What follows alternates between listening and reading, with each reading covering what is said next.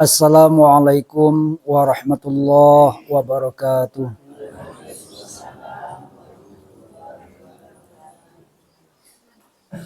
Alhamdulillah, alhamdulillahillazi nawwir qulubana binuril hidayah wal ma'rifah. Asyhadu an la ilaha illallah wahdahu la syarikalah wa asyhadu anna Muhammadan abduhu wa rasuluh sallallahu alaihi wasallam la nabiyya ba'da. Amma ba'du fa ya ayyuhal hadirun wal hadirat rahimani wa rahimakumullah. Usikum wa iyaya bitaqwallah wa ta'atihi la'allakum tuflihun. Faqala Allah Ta'ala fi kitabil karim bismillahirrahmanirrahim. Wa ma arsalnaka illa rahmatan lil alamin. Shadaqallahul azim. Yang kita hormati dan kita muliakan pimpinan halaqah kita, guru-guru kita, mursyid dan khalifah yang hadir, nenek mama, alim ulama, pemimpin pemuka masyarakat, bapak-bapak dan ibu-ibu, saudara dan saudari sedang jemaah yang dimuliakan Allah. Syukur alhamdulillah. Mari sama-sama kita aturkan kepada Allah Subhanahu wa taala. Pada malam kini kita lagi masih dapat dihimpun di Allah di halaqah kita dengan niat dan tujuan yang sama. Kita melakukan amaliyah dan ubudiyah. Harapan kita di balik itu Allah bukakan juga hijab kita.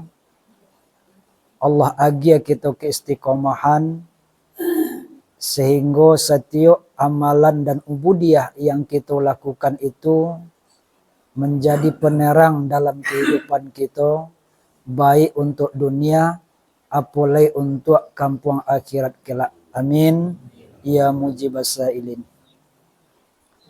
Salawat dan salam kita mohon pula kepada Allah, semoga selalu tercurah kepada Nabi kita Muhammad sallallahu alaihi wasallam. Allahumma salli ala sayyidina wa habibina wa maulana Muhammad wa ala alihi wa sahbihi wasallim. Bapak dan Ibu sedang jemaah yang dimuliakan Allah, sebelum kita terjemahkan Quran surah Al-Anbiya ayat yang ke-107 yang kita bacakan tadi, mari kita sama-sama berwasilah dulu memohon kepada Allah. Kita baca Al-Fatihah gak sekali seorang. Semoga Allah bukakan pintu hati dan fikiran kita. Di samping itu disampaikan juga bacaan Al-Fatihah kita kepada kedua orang ibu bapa kita, kepada keluarga, guru-guru kita, dan juga kawan-kawan kita pengamal tarekat yang diridhai oleh Allah. Kita yang mengikuti kajian pada malam kini baik na langsung maupun tidak langsung. Semoga Allah tambah-tambah juga kesehatan kita zahir dan batin. Allah bukakan juga pintu rezeki atau jalan mentaati Allah Subhanahu wa taala. Dihindari kita dari segala mara bahaya dan bencana ataupun ujian nan alun sanggut kita untuk memikulnya. Umumnya untuk seluruh kaum muslimin dan muslimat. Ila hadratin nabiyana Mustafa Muhammadin sallallahu alaihi wasallam. Thumma ila hadratin syekhuna wa rabituna minal masyail kiram wa ala haziniyah. Sayulillahi lahumul Fatihah.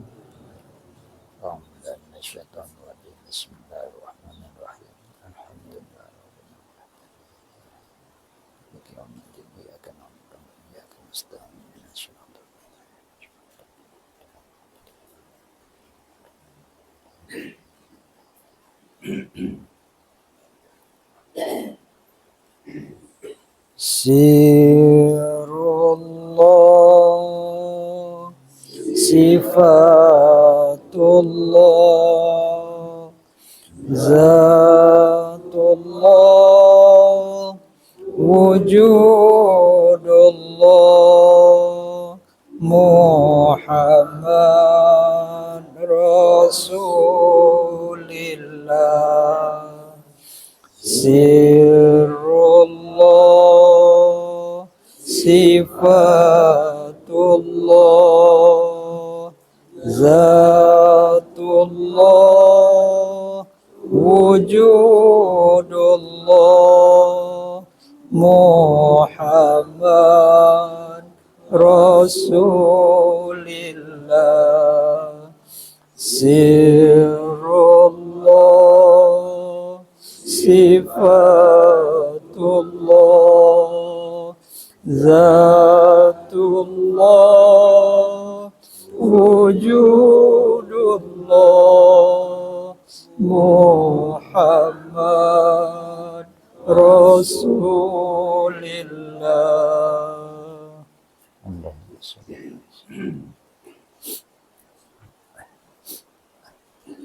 Bapak dan Ibu sedang jemaah yang dimuliakan Allah, selamat datang kita ucapkan dulu ke kawan-kawan kita, keluarga kita dari Singapura. Jauh awaso kamu ngoi Pak ya. Saya ibu-ibu cakon hampir tinggal di pesawat. Alhamdulillah. Dek lain niat kita tulus karena Allah, ingin kita menuju majelis ilmu, Allah agi aja kemudahan.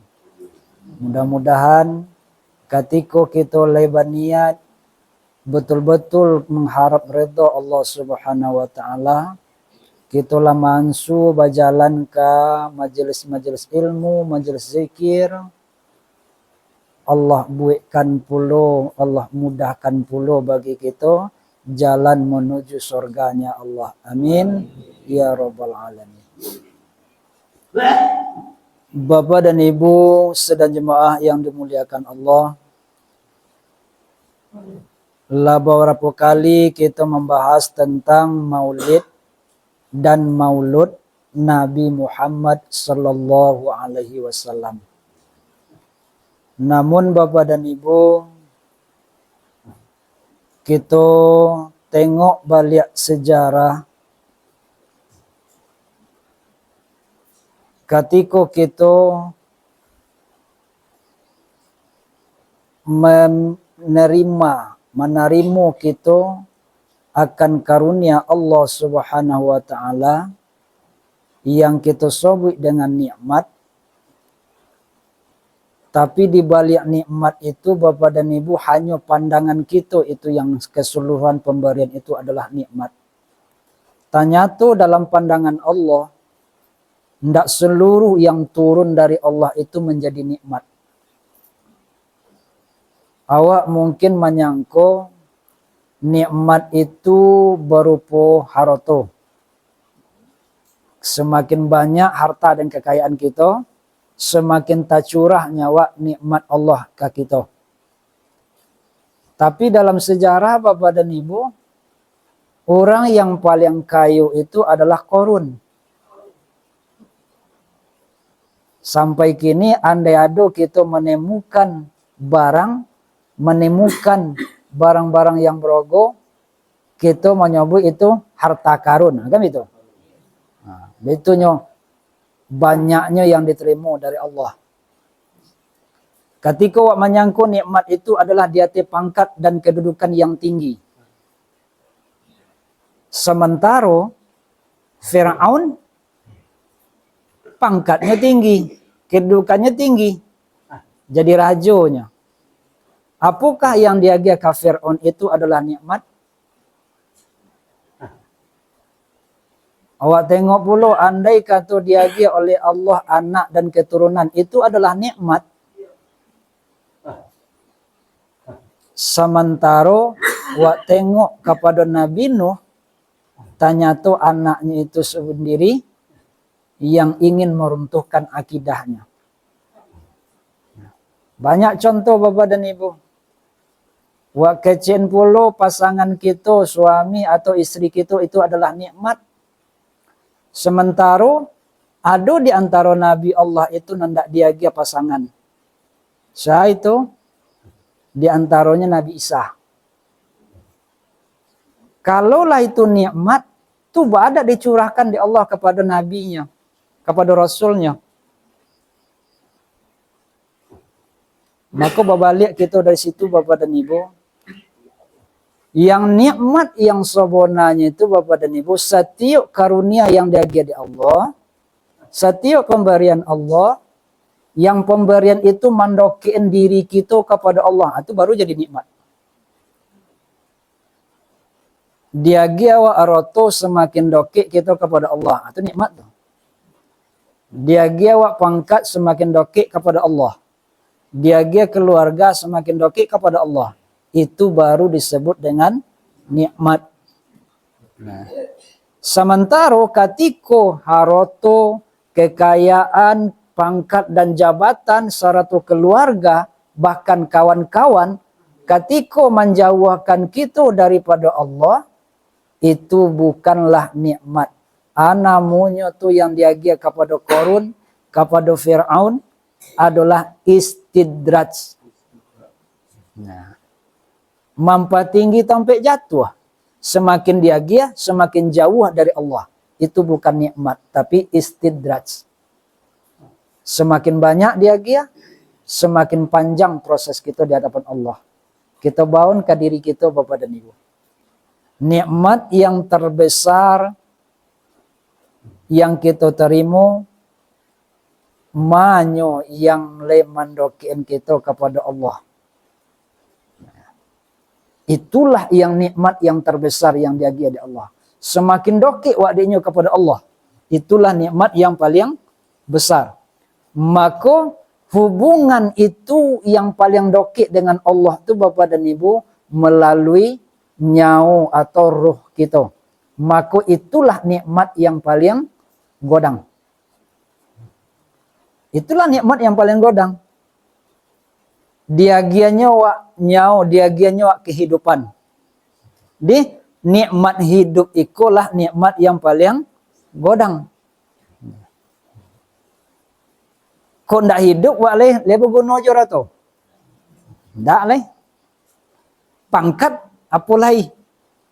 Keluarga de yu kok le takona wa de nya menduan ku idak. Di nikmat itu adalah nikmat hidup. Nikmat nyau, nikmat ruh kita. Itulah yang diceritakan di Allah, yang disampaikan di Allah dalam Quran surah Al-Anbiya ayat 107. Nah, wa ma arsalnaka. Bismillah. Wa ma arsalnaka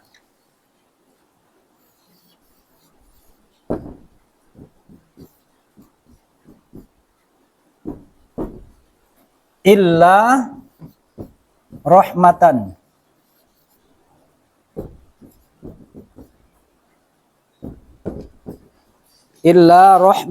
lil alamin.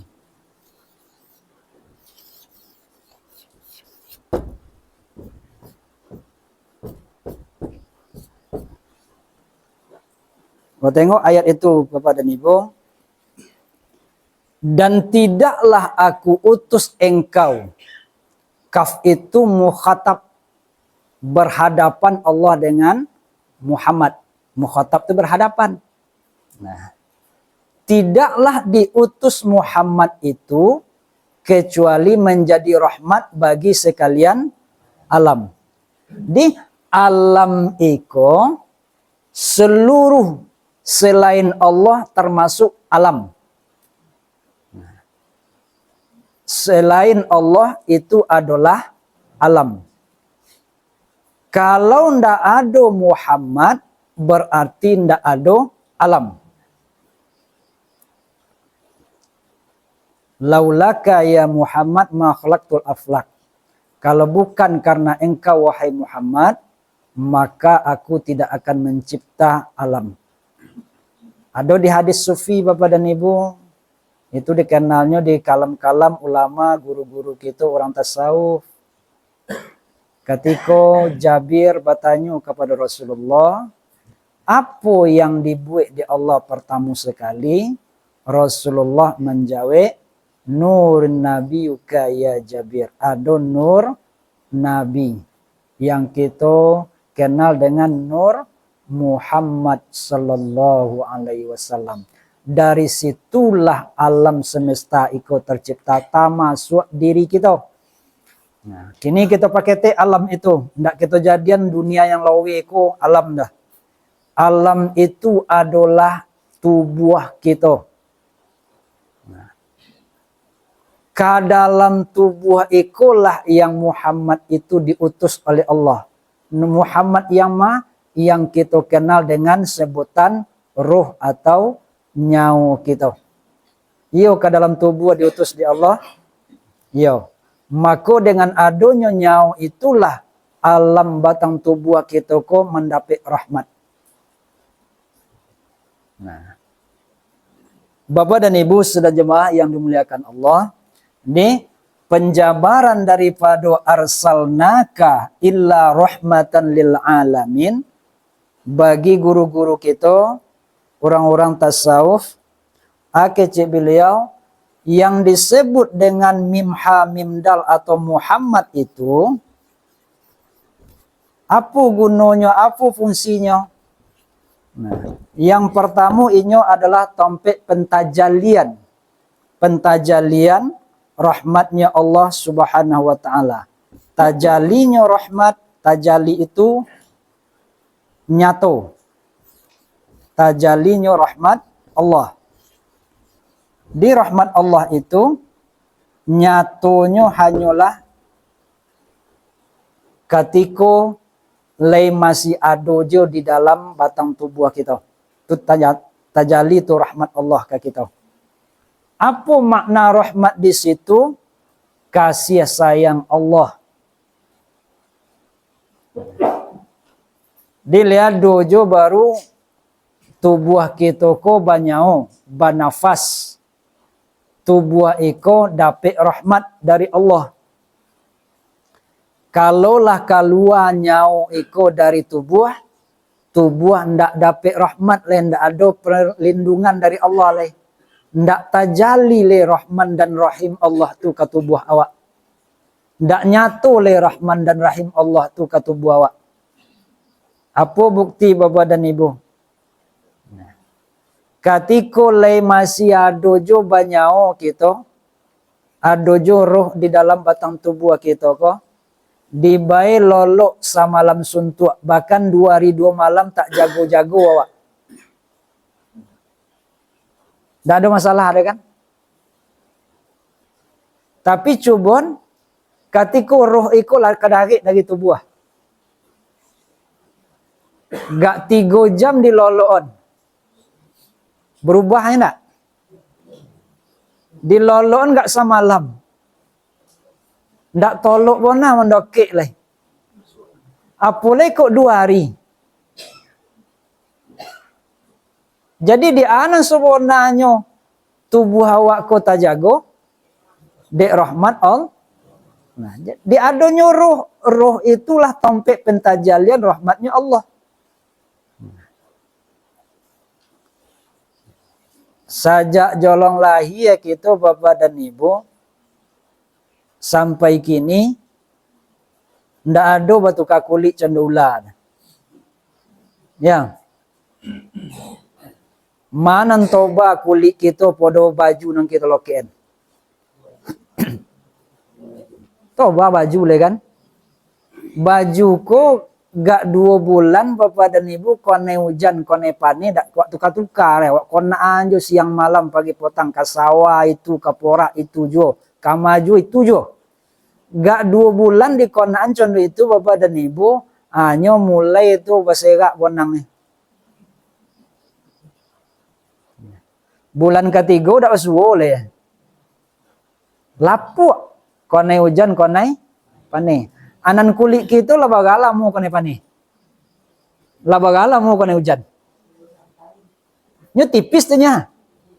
Ndak pernah tukar-tukar ada. Masih awet sampai kini. Dia itu, dia ada ruh di dalam.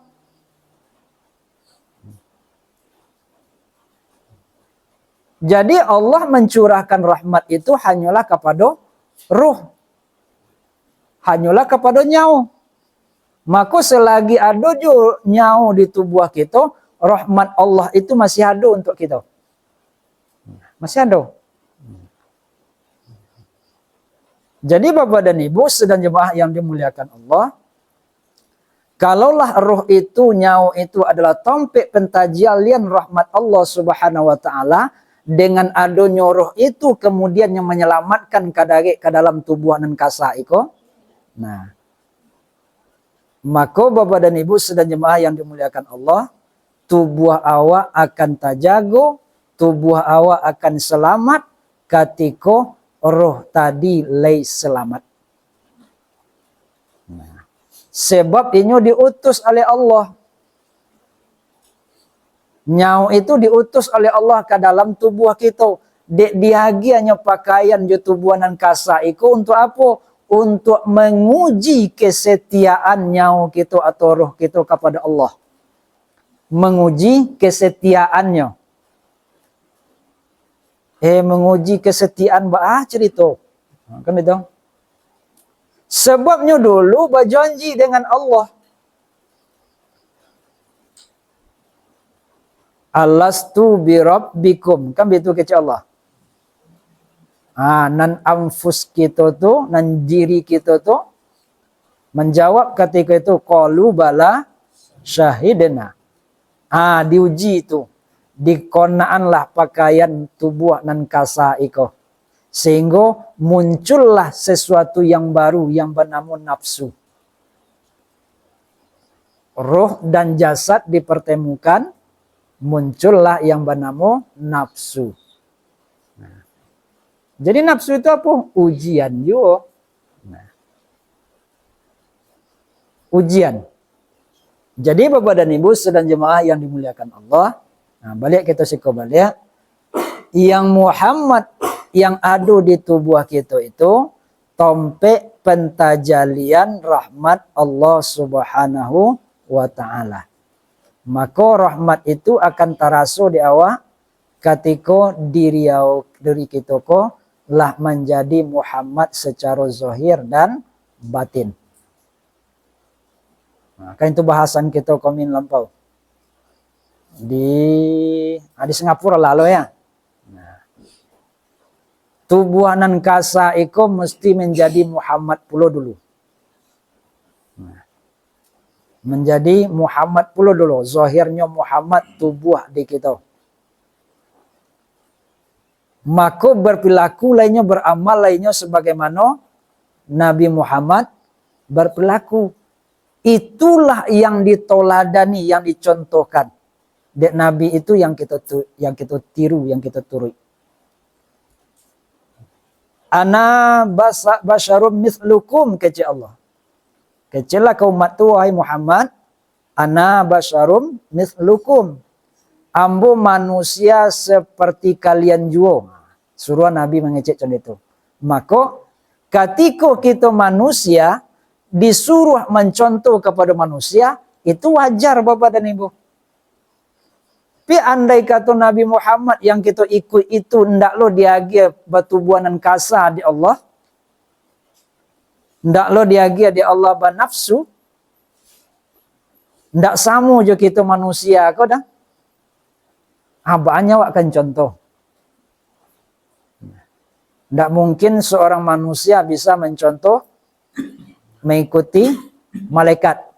Ndak batubuanan kasa kan malaikatnya. Banyak kan contoh. Tapi diagialah Nabi Muhammad itu batu buah pula contoh kita. Samo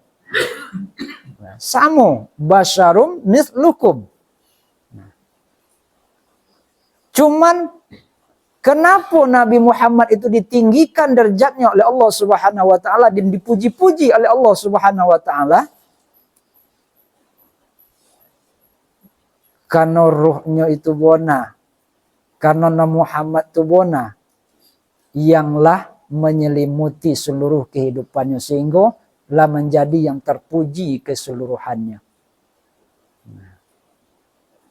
Kita itu yang ulun jua Bapak dan Ibu. Tubuh awak Allah oleh mencontoh sosok Muhammad secara zahir. Apalagi secara batin. Tetapi Bapak dan Ibu, rupanya untuk melahirkan sosok Muhammad di dalam tubuh kita itu sangatlah sulit. Butuh perjuangan.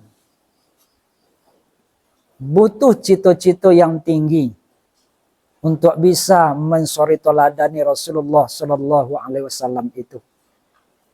Coba lihat deh kita dari sejarah Bapak dan Ibu, rupanya itu diagi oleh Allah sebagai suri teladan dari perjalanan hidup beliau itu sampai meninggal.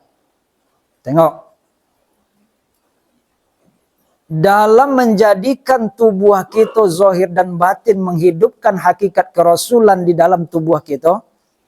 Nah, nak bisa pula kita menjadi orang yang terpuji, menjadi rahmat bagi sekalian alam. Rupanya yang pertama yang dilakukan oleh Allah Bapak dan Ibu, ada ujian dulu.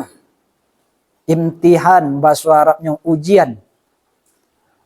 Ujian yang dilakukan itu Bapak dan Ibu, yang pertama diuji dulu yang zahir.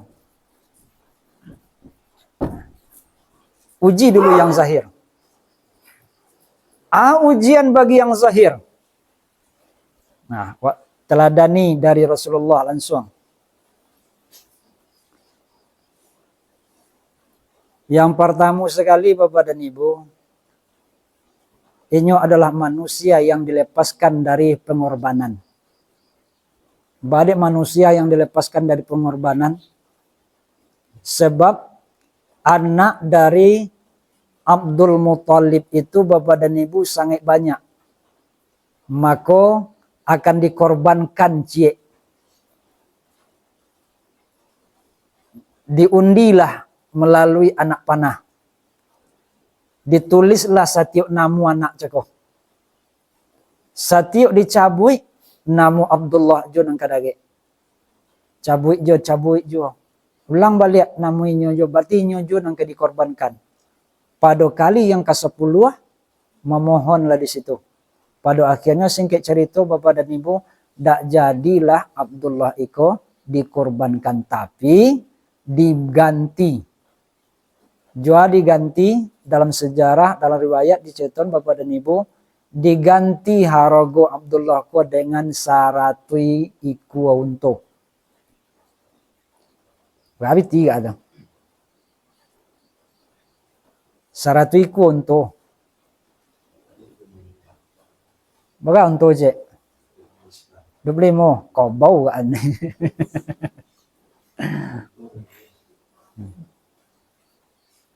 Kalau untung tentu lebih mahal. Nah, taruhlah awak ambil yang ronda aja. Si untuk 50 juta. Nah, kalau 100? 500 juta. Itu. Iya. Berapa itu? Nah, itulah rogonya. Berarti mesti ada pengorbanan kita. Kalau di situ nampak untuk melahirkan sosok Muhammad itu Bapak dan Ibu, pengorbanan secara materi dulu. Dina sabona kita barulang bona kita ke surau Bapak dan Ibu, pergi ke majelis zikir, pergi majelis ilmu, itu kita berkorban untuk menghidupkan Muhammad di dalam diri kita. Tidak ada yang gratis dek kita dah. Ya. Beli minyak sekurang-kurangnya dibawa sama lado. Ya. Kalau dah ada long kadi jinjiang, kadang-kadang wak mali dia datang. Bapu jatuh anda cogok-cogok le payah bona hidup kini. Akak bapu dah lama nak dak tibu, dak ada nang kadi jinjiang. Entah preso tiba-tiba sikon entah aku lah.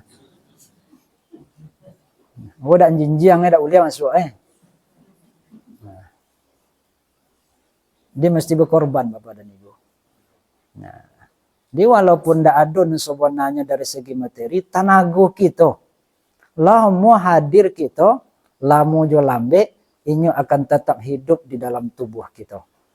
Itulah makanya Allah katakan, Sullatum minal awalin wa qalilun minal akhirin. Orang saisu banyak mendapat kita kemudian kehilangan. Badai dapat orang saisu, inyo dak butuh kekayaan do baru datang ke surau. Dengan segala kondisi itu, dengan segala keterbatasan itu, inyo tibu di surau, tibu di masjid, tibunya di halakoh-halakoh. Sehingga timbul tata petitinya. Iyo ke ujan bonari bapayung. Kami itu. Lincia batungke kok kolam. Kini jalan lincia itu hampir tak basuh. Jalanan kolam itu ayolah payah lo mencari. Awak laba center sodo dulu. Lah sudah luhu bacari ke dalam pola daun karambi koda buek pusuang. Laba sondan tuh di batu tapakan. Itu untuk menorangi jalan pai ke surau. Itu bona.